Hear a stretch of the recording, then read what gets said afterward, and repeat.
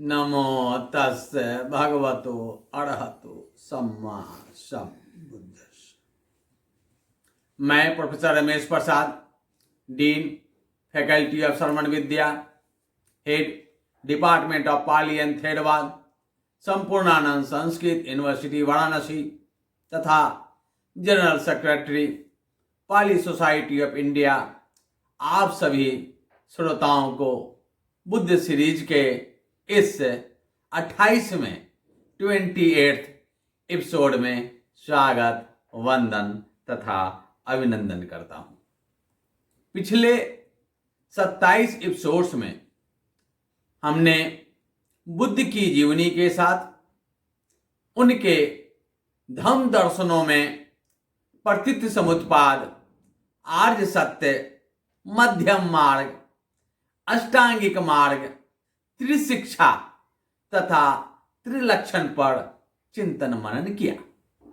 इस एपिसोड में ब्रह्म विहार पर चर्चा करने जा रहे हैं। ब्रह्म विहार में दो पद हैं, ब्रह्म तथा विहार। ब्रह्म का अर्थ श्रेष्ठ होता है, पवित्र होता है, उत्तम होता है। विहार से तात्पर्य विचरण करना होता है, यानी श्रेष्ठ विचरण, उत्तम विचरण, पवित्र विचरण ब्रह्म विहार है। किसका श्रेष्ठ, उत्तम, पवित्र विचरण ब्रह्म विहार है? मन का।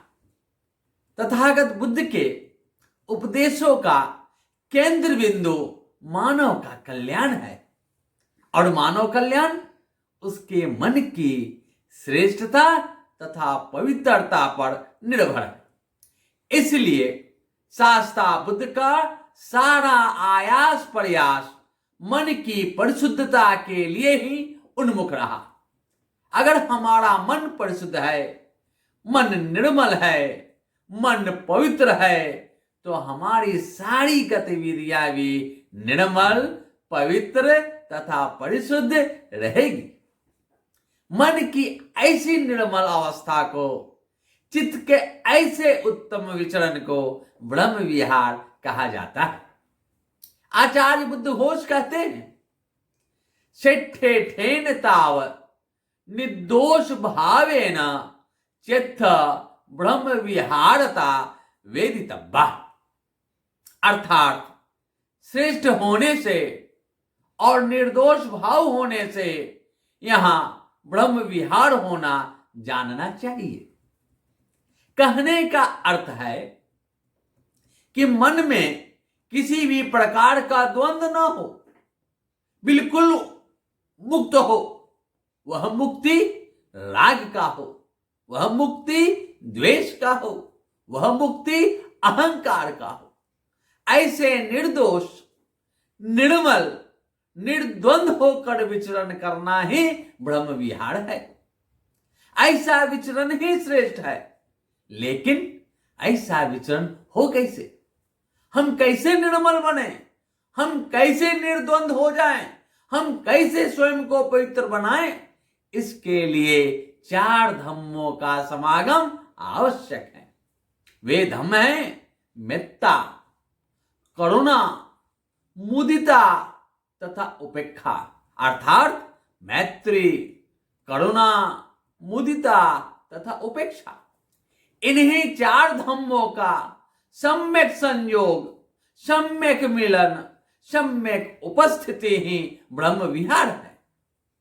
ब्रह्म विहार में इन 4 धम्मों का होना अत्यावश्यक है। ये चारों धम्म परम कल्याणकारक है, सुखदायक।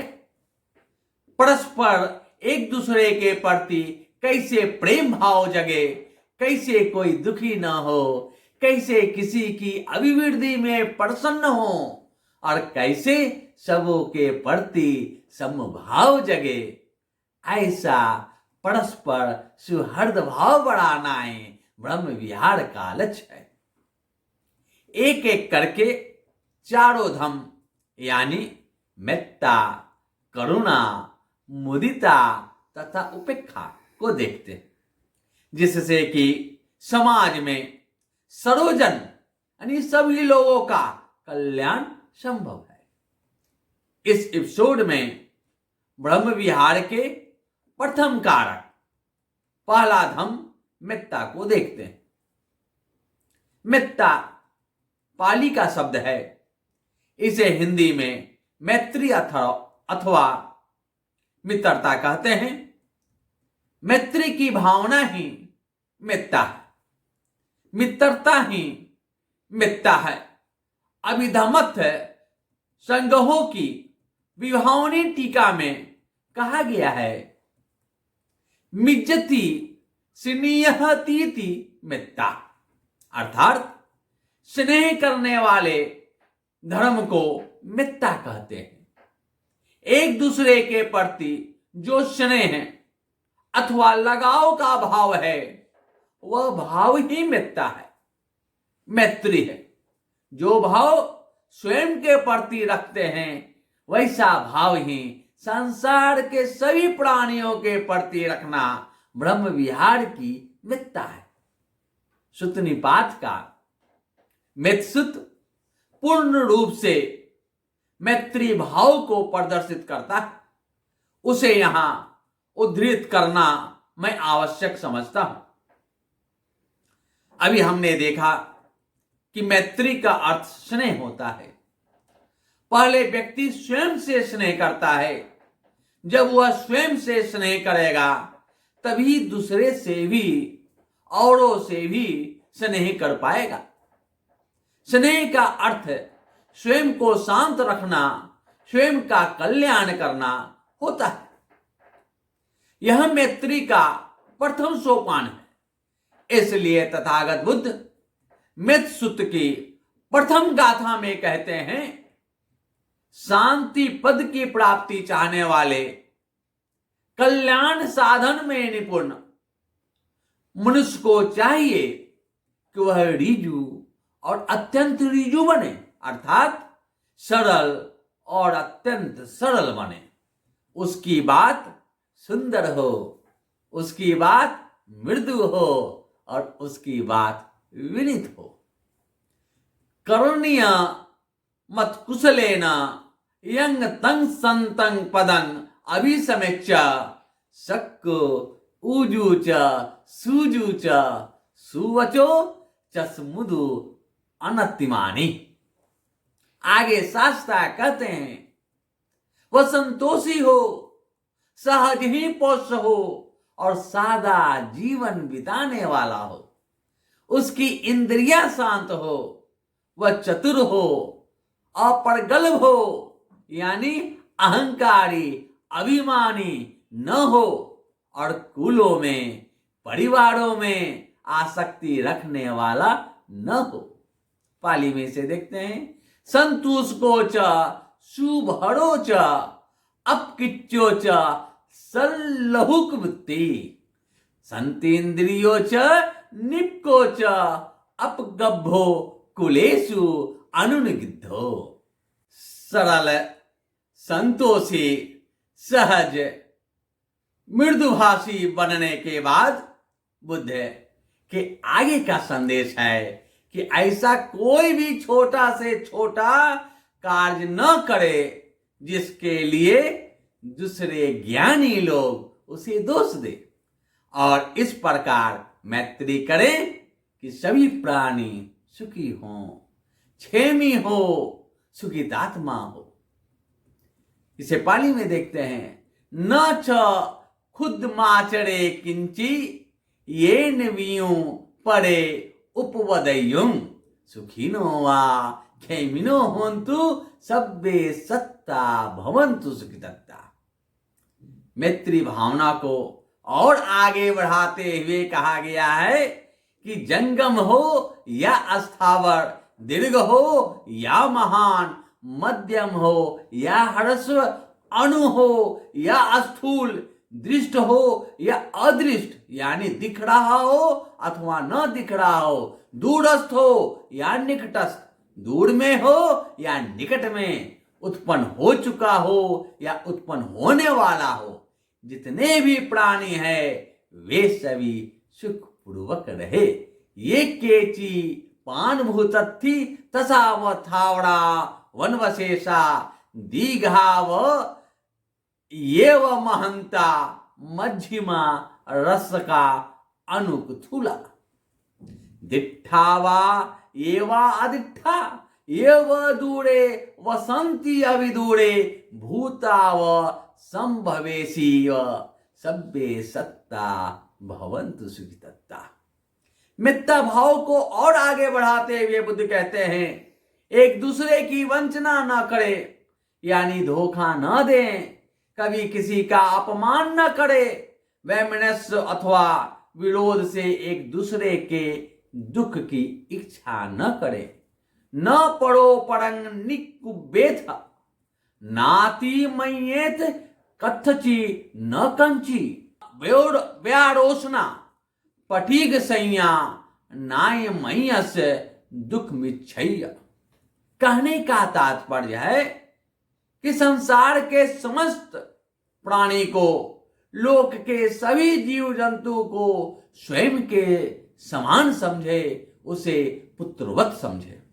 जिस प्रकार माँ अपनी जान की परवाह किए बिना अपने इकलौते पुत्र की रक्षा करती है, उसी प्रकार प्राणी मात्र के प्रति असीम प्रेम भाव बढ़ावे। माता यथा नियं पुत्रं आयुषा एक पुत्र मनु रखे, एवं पे सब भूतेषु मानसं भावे अपरिमाणं। समस्त प्राणियों के प्रति असीम प्रेम भाव अर्थात जिसकी कोई सीमा ना हो, ऐसा प्रेम भाव ही सही मायने में मित्रता है, मैत्री है। यह मित्रता मैत्री भावना की चरम सीमा है, प्रकाष्ठा है। समाज में मैत्री भावना को विभिन्न रूपों में देखा जाता है, जैसे माता पिता की अपनी संतान के प्रति मैत्री भावना, पति पत्नी की परस्पर एक दूसरे के प्रति मैत्री भावना, परिवार के अन्य सदस्यों के प्रति मैत्री भावना, समाज के एक दूसरे व्यक्ति के प्रति मैत्री भावना, यही नहीं पशु पक्षी के प्रति भी मैत्री भावना देखी जा सकती है। कोई डॉगी पाल रखा है, कोई तोता पाल रखा है, तो कोई गाय पाल रखा है। उन सब को उस पशु पक्षी के प्रति स्नेह लगाव है। यही स्नेह, यही लगाव, यही प्रेम भाव मैत्री है।